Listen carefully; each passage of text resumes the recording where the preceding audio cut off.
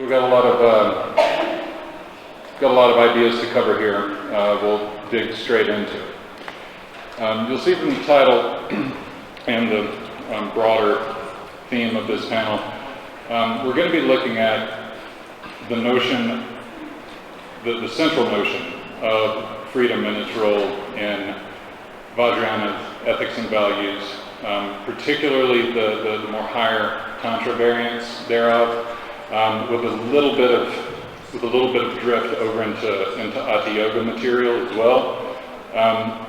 I've found these to be some of the more interesting areas to study in the notion of Buddhist values and ethics, and comparing them with their Western or general international cross-cultural counterparts, because there's not actually a ton of work that's focused on like the specifically tantric notions or especially Hatha Yoga notions, their way of influencing more general questions of Buddhist values and ethics. And so my argument overall is that Vajrayana's ethos, and I'll define that term more directly. Overall, my argument is that Vajrayana's ethos, that is to say the intersection of its theory of values and its theory of ethics, together constitute a unique, from the perspective of academic philosophy or applied ethics, if you will, a unique paradigm, and we'll get into what the existing sort of conventional understood paradigms are. But Vajrayana constitutes a fourth potential paradigm, in addition to the traditional three that most contemporary secular Western philosophers and academic philosophy departments all over the world tend to study these questions through the lens of. So after giving an overview of how these questions came up and how I decided to explore Vajrayana's ethics, we'll discuss a little bit about the background of like sort of the contemporary transnational. You could say it began in the West, but that's itself even a bit too simplistic of a view. But we'll still cover the basic background of that, so we'll all have a common foundation of terms before getting into the central discussion of Vajrayana's values and ethics itself, and then some implications about what types of questions, what types of philosophical puzzles, what type of applications to actual real-world controversies and contentious issues and ethical dilemmas that a Vajrayana approach can address that maybe older existing approaches have not been as successful. One thing I should let you know in advance is that this is just a very brief summary of the broader paper. I'm going to have to breeze over arguments that are much more complex and intricate. A lot of them require a good bit of source referencing in order to reinforce and lend support for the arguments. But I will ask you just to take my word for it now, and if you disbelieve anything that I'm going to say, please have a look at the paper that is going to be out in the conference proceedings about this, and you can check my homework and find out if I'm correct or incorrect there. So the guiding idea behind this project was to understand exactly what ways Vajrayana's ethics were different from and potentially unique compared to other dominant conceptions of values and ethics. This led me to the conclusions that the tradition begins to address puzzles that other paradigms fail to address, and that it affords an integration, an unusual level of integration between professionals who are doing the theorizing and the writing, the dense academic work about the values and ethics, a good integration between that type of work and the way that it's applied by lay people or practitioners. And moreover, it provides a valuable place in the increasingly cross-cultural dialogue that characterizes philosophy and social science today. The way that this theme came to me was actually the 2020 Vajrayana conference that never got to happen because of the COVID pandemic. That conference was supposed to be focused on values and ethics across cultures more generally, and I thought the theme was very well timed. As now at that point there was also a lot of chaos, a lot of rapid change, uncertainty, violence, difficult transitions among countries all over the world. That's only intensified since then. But I found a lot of value, and no pun intended, a lot of value in that theme being put forth by the conference organizers, and I was grateful that the organizers this year decided to let me present the paper that I had originally submitted for that conference. So this was meant to be an echo of the 2020 conference of International Vajrayana Conference that never was. The background is that Vajrayana's ever deeper engagement with cultures all across the world continues at an increasing pace. We're all familiar with the various ways, and there's been presentations at this conference to the effect of keeping us up to date on the ways in which Vajrayana's ideas and its practices integrate with different varieties of Western scholarship, science, medicine. This will only continue to deepen. And there's an interesting trend occurring at the same time, which is that the discipline of sort of Western and fully global international academic philosophy has begun to deliberately seek out a cross-cultural agenda. It's trying very hard in terms of the way that it's making hires in its departments, funding different types of research programs, and lending support to new journals. It's trying to make the discipline more genuinely cross-cultural. And one of the key partnerships that it needs to accomplish that is support from social scientists who are capable of doing cross-cultural research. In general, that means anthropologists. And most of the most salient calls that there have been from leading philosophers arguing for an increasingly cross-cultural approach to their discipline, there's active, consistent requests that philosophers, anthropologists, and to some extent psychologists figure out how to work better together to make the discipline more genuinely cross-cultural. Bi-directional, not led by one culture or another, a genuine dialogue among peers. And so anthropologists, for their part, have been trying to figure out how to answer this call for the last 20 years or so. One of the more dynamic and productive research programs within the entire discipline of anthropology has been its expansion into the domain of ethics and freedom. And it's interesting that all of the leading researchers involved in this movement within anthropology, they recognize that anthropologists have been studying, the ethical dimensions of all of the cultures that they've been studying for, over 100 years. It's just they've never been serious and systematic about theorizing that domain of life in particular.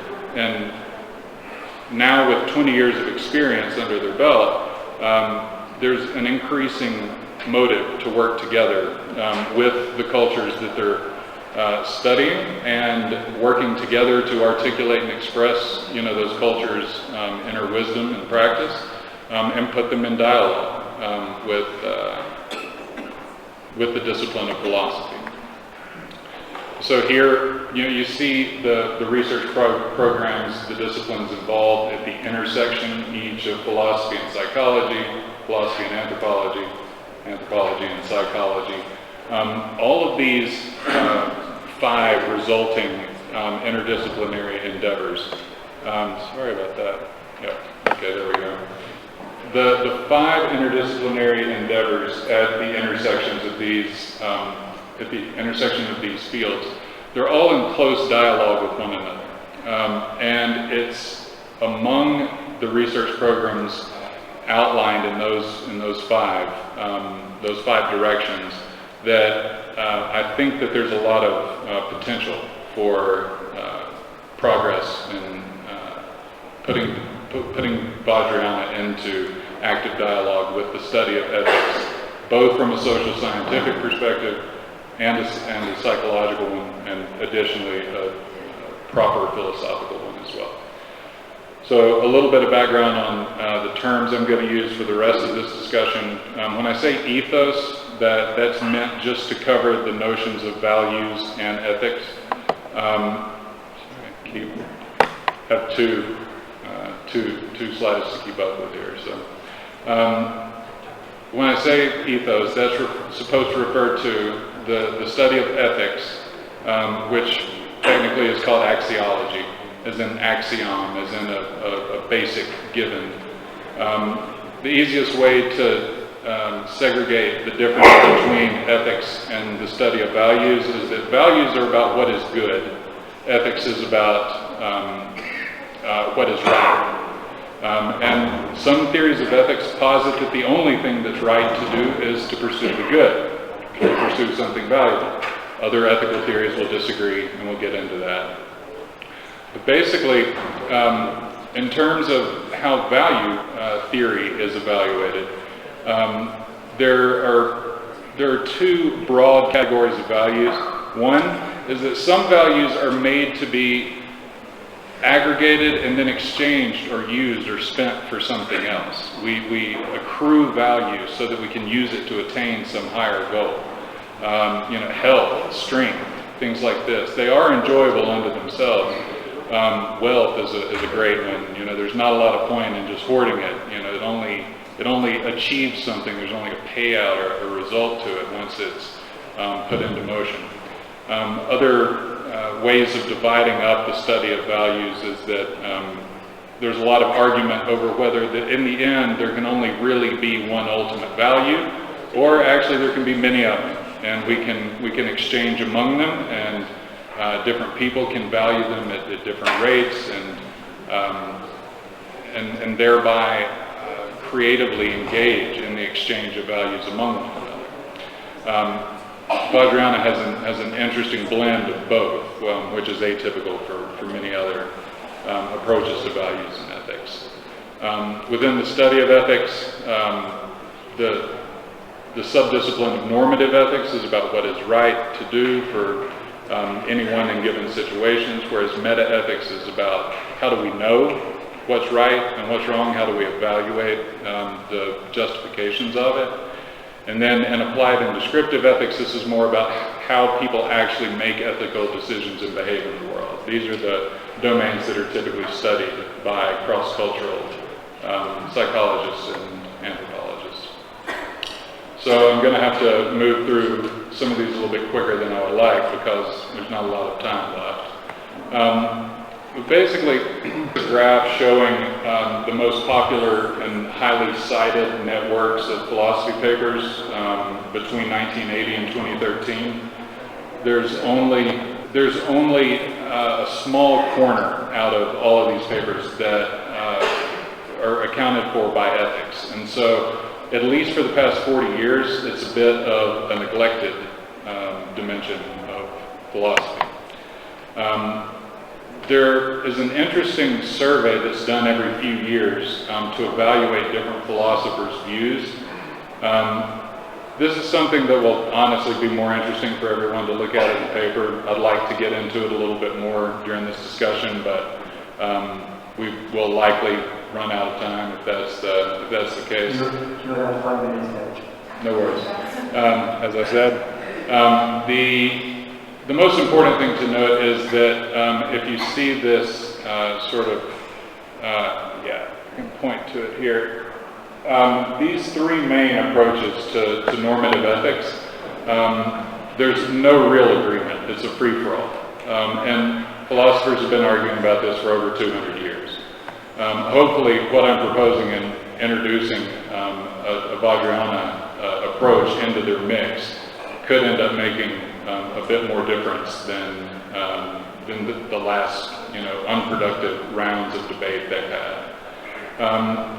I'll skip through these descriptions of the primary approaches to Western ethics because they're like just sort of background for the argument around why we should include a Vajrayana approach to values and ethics. I should say a little bit about anthropology's role in providing the empirics.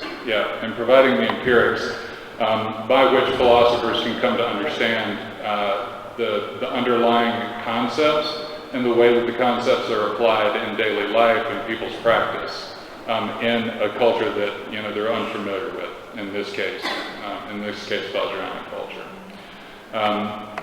So, for example, one of the leading proponents of the anthropology of ethics, James Laidlaw at Cambridge, he makes an excellent argument about how different cultural approaches, individualism versus multiculturalism or pluralism, can have enormous impacts on the conception of basic values, such as the difference between a fact and a value.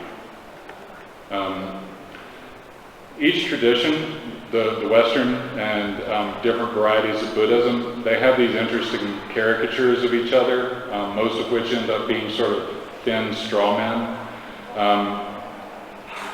Western views on Buddhist ethics tend to try and fit them into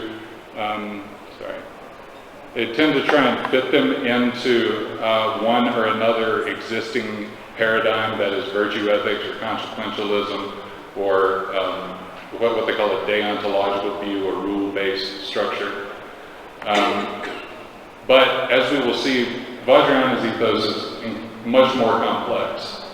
The central unique feature of Vajrayana's approach to values and ethics is that it seeks the empowerment of free moral agents. That is to say, not moral agents that are simply trying to calculate the best possible result to an equation of value, right? And also not trying to maximize the degree to which they're following specific rules to avoid infractions that they then have to provide some remedy for. No, rather, many other Buddhist vehicles, the Mahayana vehicle in general, also seeks free, compassionate, and wise agents. But the notion of radical empowerment for individuals that are nevertheless embedded within traditions and responsible to one another and responsible ultimately to all of the sentient beings, whose freedom they themselves are trying to help promote. That results in an entirely different structure of moral striving, of moral choice. It's transcendent in that it aims to foster and to empower moral agents beyond a point of realization and wisdom than they can understand when they start the process. In that sense, it's transformative. It's an ethics and a value structure that is actively trying to empower people beyond what they can imagine at a given point in time. It's a transformative system of values. Could you please in 1 minute? I do. It's a transformative. It's a transformative structure of values, such that it doesn't find itself restricted to definitions given from outside the tradition as to what should be good or right. Again, it empowers individuals through practice and through study and through engagement of behaviors that under many circumstances would appear transgressive, would appear antinomian, to really pierce through the function of the rules and the positive values so that they can learn for themselves what is valuable, what is right, what is wrong. Match it against their experience under the instruction of a highly experienced guru that can keep them from pursuing unproductive ends or going down blind alleys or engaging in dangerous conduct. Ultimately, and through years of difficult, painstaking work, ultimately end up with a radically free ethical agent, again, that is not just trying to conduct calculations, that is not just trying to optimize the following of the rule structure, but free agents that are able to wield ethical principles creatively, that are able to define, redefine, and reinterpret notions of values creatively and apply them to new problems. And I think that's going to be just about all the time that's allotted. Please wind up because the time is running out. Of course. Yeah. Yeah. So, 5:32. So you already took two minutes. Understood. And so, with that in mind, those features make the Vajrayana approach to values and ethics unique among any other philosophical approach so far. There's a good partnership to be had with social scientists, with anthropologists that study Vajrayana to introduce more of its richness in this notion of an empowered radical freedom into Western discourse. And honestly, the Western discourse at first will benefit far more than Vajrayana will. It needs the help. So please, read my paper. You should have a little bit more than 20 minutes for that. And if there's any other questions you have, please find me later. I look forward to discussing the topic more with you.